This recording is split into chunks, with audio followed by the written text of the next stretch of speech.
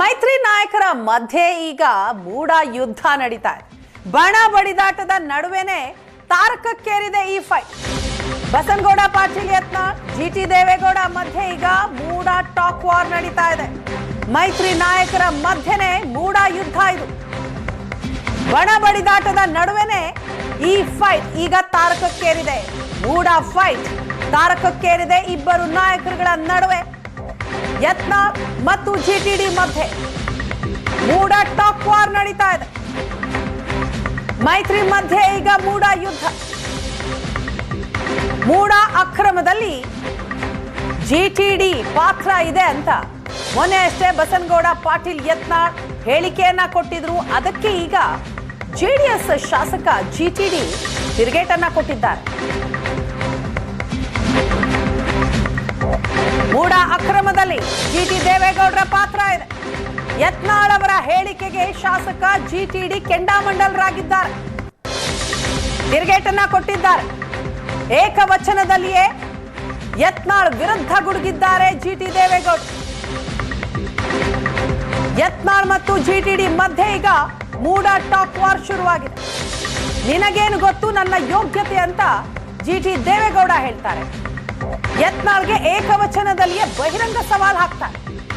ನನಗೆ ಸಾಲ ಎಷ್ಟಿದೆ ಅಂತ ನಿನ್ಗೇನಾದ್ರೂ ಗೊತ್ತಿದೆಯಾ? ನಿನಗೆ ತಾಕತ್ತಿದ್ರೆ ನಿನ್ನ ಬಳಿ ಏನಿದೆ ಅನ್ನೋದನ್ನ ಬಹಿರಂಗ ಪಡಿಸು. ನಿನ್ನ ವಿಚಾರವು ನನಗೆ ಗೊತ್ತಿದೆ, ನಾನು ಬಹಿರಂಗ ಪಡಿಸುವೆ ಅಂತ ಜಿಟಿಡಿ ತಿರುಗೇಟನ್ನ ಕೊಟ್ಟಿದ್ದಾರೆ. ಹಾಗಾದ್ರೆ ಯತ್ನಾಳ್ ಅವರು ಹೇಳಿದ್ದೇನು? ಅದಕ್ಕೆ ಜಿಟಿಡಿ ಅವರ ತಿರುಗೇಟ್ ಹೇಗಿದೆ ನೋಡಿ. ಅವರು ಅದರಾಗ ಅಪರಾಧಿ ಆಗಿದ್ದು ನಿಜ, ಆದರೆ ಅವರು ಭಾಳ ದೊಡ್ಡ ತಪ್ಪು ಮಾಡ್ಲಕತ್ತಿದ್ದು ಅದ್ರಾಗ ಯಾರ್ಯಾರು ಅದಾರು ಎಲ್ಲರನ್ನೂ ಹೊರಗೆ ಹಾಕ್ತಾಯಿಲ್ಲ. ಅದ್ರಾಗ ವಿಜೇಂದ್ರದ್ದು ಪಾಲಿದೆ ತಿಳ್ಕೊರಿ. ಜಿಟಿ ದೇವೇಗೌಡ ಅದಾರ, ಮಹಾನ್ ನಾಯಕರು ಅದರ ಒಳಗೆ. ಮೂಢ ಹಗರಣದಲ್ಲಿ ಯಾರೂ ಸಾಚ ಇಲ್ಲ. ಅವರು ಅದರಾಗ ಅಪರಾಧಿ ಆಗಿದ್ದು ನಿಜ. ಕೇಂದ್ರದ ಸಚಿವರಾಗಿದ್ದವರು ಭಾಳ ಬುದ್ಧಿವಂತರು, ಅಷ್ಟೇ ಶಕ್ತಿಯುತವಾಗಿದ್ದಾರೆ. ಅವರು ಒಂದು ಸಾರಿ ಯೋಚನೆ ಮಾಡ್ಕೋಬೇಕು, ಅವ್ರು ಯಾವ ಸ್ಥಿತಿಲಿ ಎಷ್ಟು ಅವ್ರ ಹತ್ರ ಹಣಕಾಸಿನ ವ್ಯವಹಾರ ಇತ್ತು, ಇವತ್ತು ಎಷ್ಟಿದೆ ಅವ್ರಿಗೆ ಸ್ವಲ್ಪ ಒಂದು ಮಾಹಿತಿ ಕೊಟ್ಟರೆ. ಜಿಟಿ ದೇವೇಗೌಡಂದು ಏನಿದೆ, ಜಿಟಿ ದೇವೇಗೌಡ ರಾಜಕೀಯ ಪ್ರವೇಶ ಮಾಡಿದಾಗ ಏನಿತ್ತು, ಇವತ್ತು ಜಿಟಿ ದೇವೇಗೌಡ ಎಷ್ಟು ಸಂಪಾದನೆ ಮಾಡೋಣ ಅಂದರೆ ನಮ್ಮಿಬ್ಬರದನ್ನೇ ಅವ್ರು ಚರ್ಚೆ ಕೊಟ್ಬಿಡ್ಲಿ.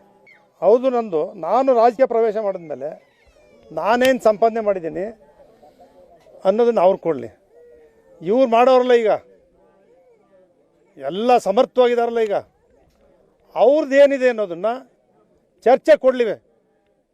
ಸತ್ಯವಂತರಾದರೆ ಅವರು, ನಾನು ಸತ್ಯವಂತ, ನಾನು ಪಾಲ್ದಾರ ಅಲ್ಲ, ಪಾಲ್ದಾರ ಅಂತ ಸಾಬೀತು ಮಾಡಿಬಿಟ್ರೆ ಇವತ್ತೇ ರಾಜೀನಾಮೆ ಕೊಡ್ತೀನಿ. ಬಾಯಿಗೆ ಬಂದಂಗೆ ಮಾತಾಡ್ಕೊಂಡು ಬೇರೆಯವ್ರ ಜೊತೆ ಮಾತಾಡುವಂಗೆ ಅವ್ರು ನನ್ನ ಜೊತೆ ಮಾತಾಡಬಾರ್ದು. ಎಲ್ರಿಗೂ ಮಾತಾಡಬೇಡಿ. ನೀ ಎಮ್ ಎಲ್ ಎ ಆಗೋಕ್ಕೆ ಮುಂಚೆ ಏನಿತ್ತು, ಇವತ್ತು ನಿಮ್ದು ಎಷ್ಟಿದೆ ಆಸ್ತಿ, ಹೆಂಗೆ ಬಂತು ಹೇಳಿ ನೋಡೋಣ.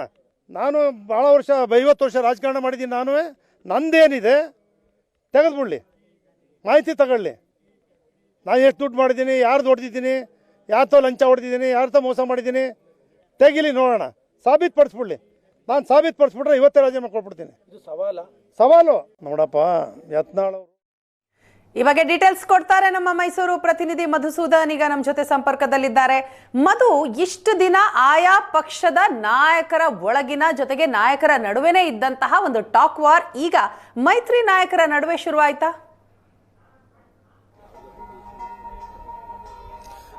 ಖಂಡಿತವಾಗ್ಲೂ ಕೂಡ. ಯಾಕಂತ ಹೇಳಿದ್ರೆ ಈಗ ಮೂಡ ಹಗರಣದ ವಿಚಾರದಲ್ಲಿ ಈಗ ಜಿಡಿ ದೇವೇಗೌಡರ ಹೆಸರನ್ನ ಪದೇ ಪದೇ ಎಲ್ಲರೂ ಕೂಡ ತರ್ತಾ ಇರ್ತಕ್ಕಂಥದ್ರ ವಿಚಾರದಲ್ಲೇ ಕೂಡ ಈಗ ಜಿಡಿ ದೇವೇಗೌಡ ಅವರು ಯತ್ನಾಳ್ ಅವರ ವಿರುದ್ಧವಾಗಿ ಟ್ರಿಗರ್ ಆಗಿರ್ತಕ್ಕಂಥದ್ದು. ಯಾಕಂತ ಹೇಳಿದ್ರೆ ಈಗ ಮೈಸೂರು ನಗರಾಭಿವೃದ್ಧಿ ಪ್ರಾಧಿಕಾರದ ಭ್ರಷ್ಟಾಚಾರದ ವಿಚಾರ ಏನಿದೆ ಅದು ಸಿದ್ದರಾಮಯ್ಯನವರ ಕೊರಳಿಗೆ ಸುತ್ತಕೊಂಡಿತ್ತು.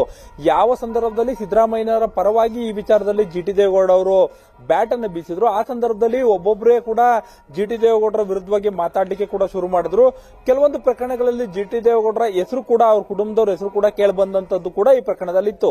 ಇದರ ಹಿನ್ನೆಲೆಯಲ್ಲಿ ಯತ್ನಾಳ್ ಅವರೇನು ಮೂಡಾದ ಹಗರಣದಲ್ಲಿ ಜಿಟಿ ದೇವೇಗೌಡರ ಪಾಲಿದೆ ಅಂತ ಹೇಳಿರ್ತಕ್ಕಂಥದ್ದು, ಅದೇ ರೀತಿಯಾಗಿ ವಿಜೇಂದ್ರ ಜೊತೆಗೆ ಸಂಪರ್ಕದಲ್ಲಿದ್ರು, ಮೂಡಾದಲ್ಲೂ ಕೂಡ ಅವರ ಪಾಲಿದೆ ಅನ್ನೋ ಒಂದು ಹೇಳಿಕೆ ಏನಿತ್ತು, ಆ ಹೇಳಿಕೆಗೆ ಇವತ್ತು ಜಿಟಿ ದೇವೇಗೌಡ ಅವರು ಯತ್ನಾಳ್ ವಿರುದ್ಧವಾಗಿ ಕೆಂಡಾಮಂಡಲ ಆಗಿರತಕ್ಕಂಥದ್ದು. ಅಂದ್ರೆ ರಾಜಕೀಯನ ಪ್ರವೇಶ ಮಾಡುವಂತ ಸಂದರ್ಭದಲ್ಲಿ ಇಬ್ಬರ ಆರ್ಥಿಕ ಪರಿಸ್ಥಿತಿ ಯಾವ ರೀತಿಯಾಗಿ ಇತ್ತು ಅನ್ನೋದನ್ನ ತುಲನೆ ಮಾಡಬೇಕು. ಯತ್ನಾಳ್ ಅವರು ಈ ಒಂದು ವಿಚಾರಕ್ಕೆ ಬಹಿರಂಗವಾಗಿ ನನ್ನ ಜೊತೆಗೆ ಚರ್ಚೆಗೆ ಬರಬೇಕು. ಒಂದು ವೇಳೆ ನಾನೇನಾದ್ರೂ ಭ್ರಷ್ಟಾಚಾರ ಮಾಡಿರುವಂತದ್ದನ್ನ ಅವರು ಸಾಬೀತಪಡಿಸೋದಾದ್ರೆ, ಜೊತೆಗೆ ಅವರ ಆರ್ಥಿಕ ಪರಿಸ್ಥಿತಿ ಮತ್ತೆ ನನ್ನ ಆರ್ಥಿಕ ಪರಿಸ್ಥಿತಿಯ ತುಲನೆ ವಿಚಾರದಲ್ಲಿ ನಾನೇನಾದ್ರೂ ಮುಂದೆ ಹೋದ್ರೆ ಇಂಥ ಸಂದರ್ಭದಲ್ಲಿ ನಾನು ರಾಜಕೀಯ ನಿವೃತ್ತಿಯನ್ನು ಕೂಡ ಪಡ್ಕೊಳ್ತೀನಿ ಅಂತ ಹೇಳ್ರಿ. ಅಂದ್ರೆ ಯತ್ನಾಳ್ ಅವರು ಪ್ರತಿದಿನ ಕೂಡ ಅವರನ್ನ ಹೇಳೋರು ಕೇಳೋರು ಯಾರು ಇಲ್ಲದಂತಾಗಿದೆ. ಹಾಗಾಗಿ ಯಾರ ಬಗ್ಗೆ ಬೇಕಾದ್ರೂ ಕೂಡ ಮಾತನಾಡ್ತಿದ್ದಾರೆ. ಇಂಥ ಸಂದರ್ಭದಲ್ಲಿ ಅವ್ರ ವಿರುದ್ಧ ಕೂಡ ಏನೂ ಕ್ರಮ ಆಗ್ತಾ ಇಲ್ಲ. ಆದ್ರೆ ಬೇರೆಯವರ ಬಗ್ಗೆ ಮಾತನಾಡುವಂತಹ ರೀತಿಯಲ್ಲಿ ನನ್ನ ಜೊತೆ ಯತ್ನಾಳ್ ಮಾತಾಡಬಾರದು ಅಂತೇಳಿ. ಯಾಕಂದ್ರೆ ಯತ್ನಾಳ್ ಅವರ ವಿರುದ್ಧವಾಗಿ 2 ವಿಚಾರಗಳನ್ನ ಎತ್ತಿದ್ದಾರೆ. ಒಂದು ಸಹಕಾರ ಬ್ಯಾಂಕ್ನ ವಿಚಾರವನ್ನ, ಆ ಬ್ಯಾಂಕ್ ನಲ್ಲಿ ಆಗಿರ್ತಕ್ಕಂಥ ಅವ್ಯವಹಾರಗಳ ಬಗ್ಗೆ ನನಗೆ ಗೊತ್ತಿದೆ, ನಾನು ಮಾತಾಡ್ತೀನಿ ಅಂತ ಕೂಡ ಜಿ ಟಿ ದೇವೇಗೌಡ ಹೇಳಿರ್ತಕ್ಕಂಥದ್ದು. ಅದೇ ರೀತಿಯಾಗಿ ಶುಗರ್ ಕಂಪನಿಯಲ್ಲೂ ಕೂಡ ಅವರ ವಿರುದ್ಧವಾಗಿ FIR ದಾಖಲಾಗಿತ್ತು. ಈ ರೀತಿಯಾದ ಎಲ್ಲಾ ಪರಿಸ್ಥಿತಿಯನ್ನ ಹೊಂದಿರತಕ್ಕಂಥ ಯತ್ನಾಳ್ ಅವರು ಸುಖ ಸುಮ್ಮನೆ ಯಾವುದೇ ಮಾಹಿತಿ ಇಲ್ಲದೆ ನನ್ನ ಬಗ್ಗೆ ಮಾತಾಡ್ತಿರ್ತಕ್ಕಂಥದ್ದು ಸರಿಯಲ್ಲ. ಬೇರೆಯವ್ರ ಜೊತೆ ಮಾತಾಡುವಂತ ರೀತಿಯಲ್ಲಿ ನನ್ನ ಜೊತೆ ಮಾತಾಡಕೂಡದು. ಬಹಿರಂಗವಾದ ಚರ್ಚೆಗೆ ಬೇಕಾದ್ರೆ ಬರಲಿ, ನಾನು ಯಾವ ಚರ್ಚೆಗೆ ಬೇಕಾದ್ರೂ ಸಿದ್ಧ ಇದ್ದೀನಿ. ಇಲ್ಲಿ ಯಾರು ಸಾಚಾ ಇಲ್ಲ, ಮಾತನಾಡ್ತಿರ್ತಕ್ಕಂಥವ್ರು ಸಾಚಾ ಇಲ್ಲ ಅನ್ನುವಂತ ದಾಟಿಯಲ್ಲಿ ಈಗ ಜಿ ಟಿ ದೇವೇಗೌಡ ಅವರು ಮೈಸೂರಿನಲ್ಲಿ ಮಾತಾಡಿರ್ತಕ್ಕಂಥದ್ದು. ವೀಣಾ, ಎಸ್ ಮಧು, ಹಾಗೆ ಸಂಪರ್ಕದಲ್ಲಿ ಮತ್ತಷ್ಟು ಮಾಹಿತಿ ಪಡಿತೀನಿ. ಕೇವಲ